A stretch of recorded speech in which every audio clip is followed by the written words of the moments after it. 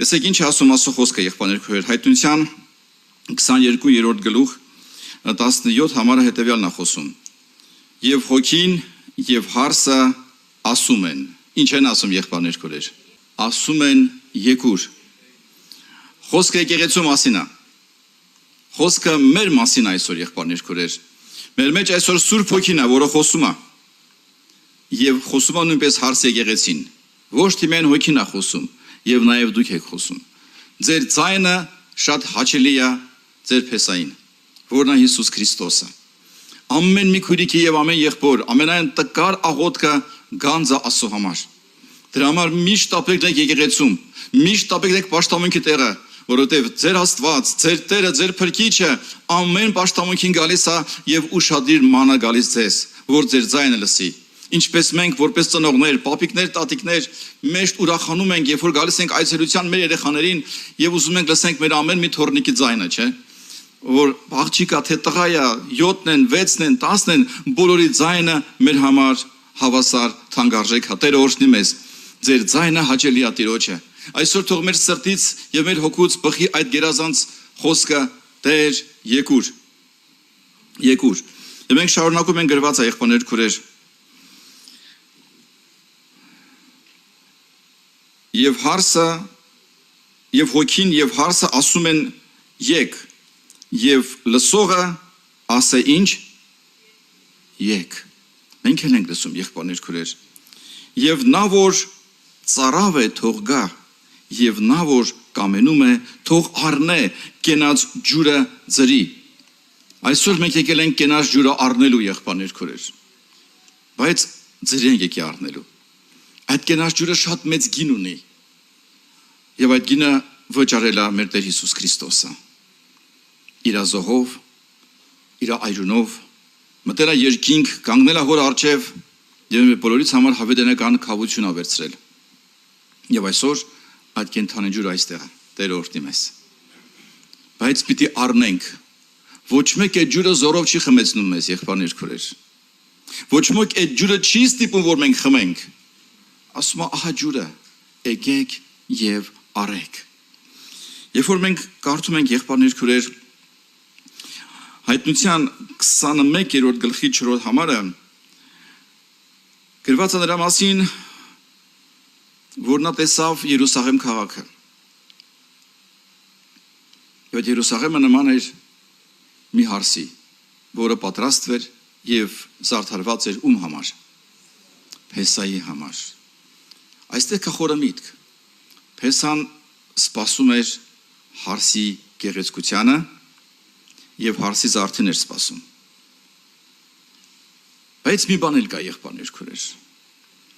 Սրա մասին կարդում ենք Հայտնության 2-րդ գլուխ, որտեղ Աստված հանդիմանելով ասում է 4-րդ համարում. բայց քեզ դեմ այս ունեմ, որ քո առաջից սերը թողել ես։ Այս եկեղեցուն էր ամեն բան, նա գեղեցկացրել էր իրան ամեն գործերով։ Տեսեք ինչ ասում Աստված. գիտեմ քո գործերը եւ քո աշխատությունը եւ քո համբերությունը։ Այս եկեղեցին իրան զարդարել էր աշխատանքով, խոնարհությունով, համբերությունով, փառավոր օրհնյալ գործերով եկեղեցին իրեն զարդարել էր, բայց սեր չկար մեջը։ Պատկերացնենք մի հարսանիք, երբ որ հավաքվել են բազում փառավոր հյուրեր, շատ թանկարժեք նվերներ են բերել եւ հարսանիքը շատ շքեղ զարդարված է։ Հարսն ու փեսան շատ գեղեցիկ են եւ մենք մասնակից ենք այդ հարսանիքին, գալիս ենք, նստում ենք եւ մեկը մեզ ասում է, բայց գիտեք, հարսի սիրտը փեսայի հետ չի։ Ինչ կանենք այդ հարսանիքին եղբայրներ քույրեր։ Կարծես այդ ամեն գեղեցկությունը միանգամից կմարի։ Թող Տեր այսօր օրհնի մեզ բոլորիս։ Եկեղեցին այսօր ասում է Տեր եկուր, բայց ցավոք սրտի ոչ բոլոր հարսերը եւ ոչ բոլոր հոգեվորներն են ասում Տիրոջը եկուր, որտեղ մենք զբաղված ենք։ Պատկերացնենք մի հարսի, որին արդեն ժամանակը նշված է հարսանիքի եւ նա ասում է շատ կներեք, ես այս ամիս ուժեղ խիստ զբաղված եմ։ Եկեք մեր հարսանիքը մի քիչ հետաձգենք։ Ինչ կասեն այդ հարսի մասին եղբայրներ քույրեր։ Նա չի ասում փեսային եկուր, նա ասում է ես զբաղված եմ։ Նույնպես այսօր մենք կարող ենք զբաղված լինենք Եփեսացոս եկեղեցու նման տարբեր փառավոր գործերով։ Զբաղված լինենք մեր անձը փառավորելով, ինչպես այսօր մենք լսեցինք, մեզ իրար ուրիշի հետ համեմատելու, ասենք ինքը վատն է, ես լավն եմ, ինչ իրան նկատում են, ինչ չեն նկատում, ինչի ինձի տեղ չեն տալիս, ես ավելի լավն եմ, բայց տեսեք, այսօր եղբայրը խոսեց, որ հարցի խնդիրն է, որ մենք մեր հայացք ուղենք փեսայի վրա եւ ոչ թե ուրիշ հարցերի վրա։ Մեր նպատակն այսօր, որպեսզի մեր մտքում տեղավորվի ոչ թե ինչ որ աշխարհի հոգս կամ մեր մարդկային փառքը, այլ մեր գաղափարում տեղավորվի մեր փեսայի կերպարանքը, եղբայրներ քուրեր, որ իրանով հիանանք, իրանով ցնծանք եւ մեր սերը ամբողջովին լցված լինի միայն իրանով։ Մենք հիշում ենք, երբ որ ժամանակին եղբայրներ քուրեր Պետրոսը մեծ ապրումների մեջ էր, Քրիստոսը արդեն հարություն էր առել եւ նա կարծես շատ էր ուզում ինչ որ մի անձնական հանդիպում կազմակերպել Հիսուսի հետ։ Երես առ երես խոսար նրա հետ եւ ասեր իր սրտի ցավը, կարող է մի հատ ներողություն խնդրեր, ապաշխարեր Հիսուսի առջև, չէ որ նա ուրացավ Տիրոջից, չէ որ նա հետ կանգնեց այդ ամեն բռնած ճանապարհից եւ նա մեծ ապրումների մեջ էր։ Եղբայրներ քուրեր, բոլորս մենք ուշադիր կարդում ենք 4 ավետարանները։ Ուզում եմ հարց տալ ձեզ, ինչ եք կարծում, Հիսուսը գոնե մի անգամ ասեց Պետրոսին, Պետրոս, դե արի ապաշխարի։ Ես էլ տես բան չեմ կարդացել։ Ոչ մի անգամ նա Պետրոսին չասեց, Պետրոս, այդ չէր դու։ Այդքան մեծ խոսում էր։ Այսօր ինչ վիճակի մեջ ես ընկել։ Տեսար ոնց հեշտ ուրացար ինձանից, քանի անգամ ասել ինչ չէր ճանաչում։ Տեսեք Հիսուսը մի հատ տենց բառ չասեց։ Նա նրբորեն գեղեցիկ աշխատում էր Պետրոսի սրտի հետ։ Հիշում եք, երբ որ Պետրոսը լսեց ձայնը, սա ուսուցիչն է, նրանք նավակի մեջ էին, իսկ ուսուցիչը ափին էր կանգնած։ Դա արդեն առավոտ շուտ էր, նրանք հոգնել էին, սաղ գիշեր ձուկ էին բռնել, ոչ մի օգուտ չունեն, ոչ մի ձուկ չեն բռնել, եւ ուսուցիչը ասում է ձեր ցանցը, ձեր ուրկանը գցեք մյուս կողմը։ Նրանք գցեցին եւ 153 հատ ձուկ բռնեցին։ Հանեցին եւ հասկացան, որ ափից խոսողը ուսուցիչն է։ Տեսեք ինչ է տեղ ունենում։ Կարեն չէ նավակով հանգիստ գային տեղ հասնեին եւ Պետրոսը գեղեցիկ իջներ մոտենար ուսուցիչին, ոչ, նա ուզում է առաջինը հասնի ուսուցիչին։ Իրան ջուրը գցեց, եղբայրներ քուրեր։ Ինչ էր կատարվում Պետրոսի հետ։ Բայց իրանց ոչ մեկ իրան ջուրը չգցեց։ Նա ուզում էր առաջինը հանդիպել Հիսուսին, առանց ոչ մեկի, առանց ոչ մի աշակերտի, առանց վկաների եւ ուզում էր մի քանի բան ասել Հիսուսին։ Բայց Հիսուսը առիթ չտվեց նրան։ Մի հատ չհանդիմանեց նրան, եղբայրներ քուրեր,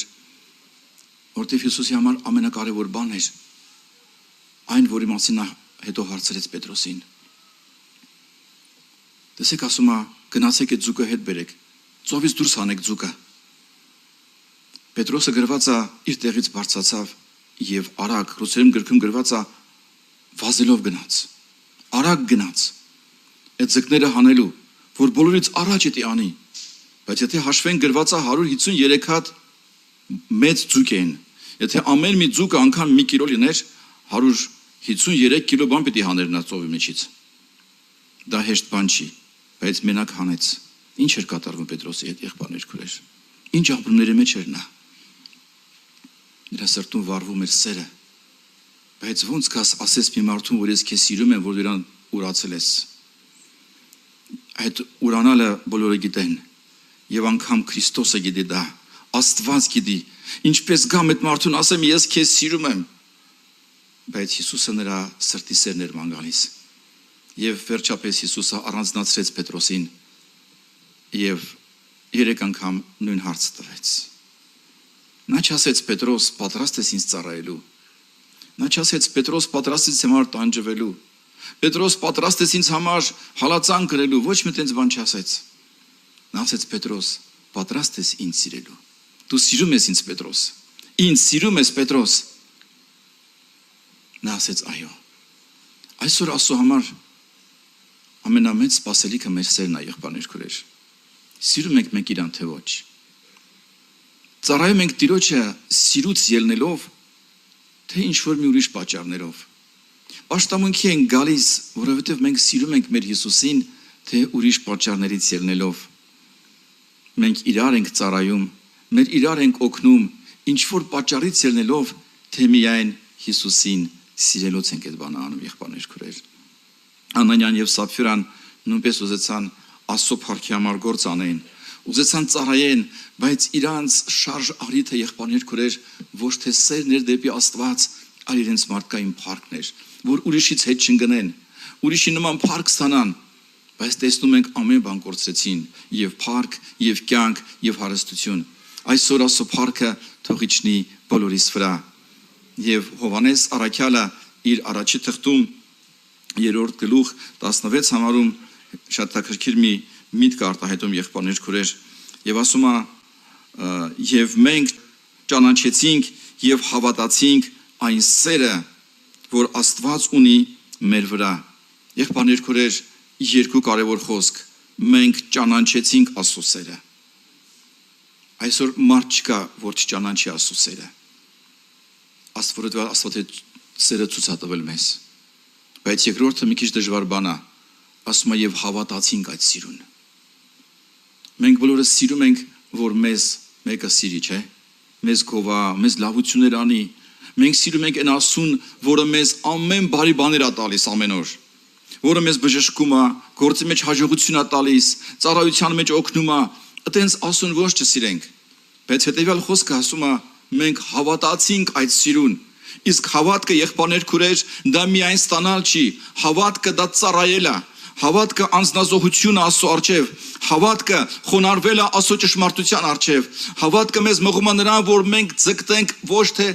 մեզ փառավորենք, այլ Աստծուն նմանվենք եղբայրներ քույրեր։ Սրա մեջ է եկեղեցու փառքը, որը նմանվում է Քրիստոսին։ Եվ Աստծո կողմից եկեղեցուն տրված է սպիտակ բեհեզ, եւ միայն այդ սպիտակ բեհեզով մենք կկանգնենք կենթանի Աստծո առջև։ Ուրիշ ինչ ուզում ես հորինի, ինչ ուզում ենք եղբայրներ քույրեր մեր համար նկարենք, ինչ հրանակարներ տեսնենք, այդ ամենը դատարկություն է։ Աստված մեզ ամեն բան տվել է արդեն, արդարության բեհեզը տվել է, սերը տվել է, օրինակելի կերպարը տվել է, եւ այս երեք կարևոր բանը մեր կյանքում պիտի պահենք։ Մենք հավատում ենք Աստծո սիրուն եւ այդ սիրով քայլում ենք եւ շարունակելով առաքյալը ասում է հետեւյալը եղբայրներ քույրեր, հավատացինք այն սիրուն, որ Աստված ունի մեր վրա, Աստված սեր է եւ ով որ մնում է սիրո մեջ, Աստծո մեջ է բնակվում, ով որ մնում է սիրո մեջ։ Սիրո մեջ մնալը շատ դժվար է եղբայրներ քույրեր։ Սերը ճաշակելը հեշտ է, բայց սիրո մեջ մնալը, Աստծո սիրո մեջ մնալը շատ դժվար է։ Առանց հավատքի Աստծո սիրո մեջ մարդ երբեք չի կարող բնակվել։ Չի կարող մնալ։ Կարող է ես գամ պաշտամունքի,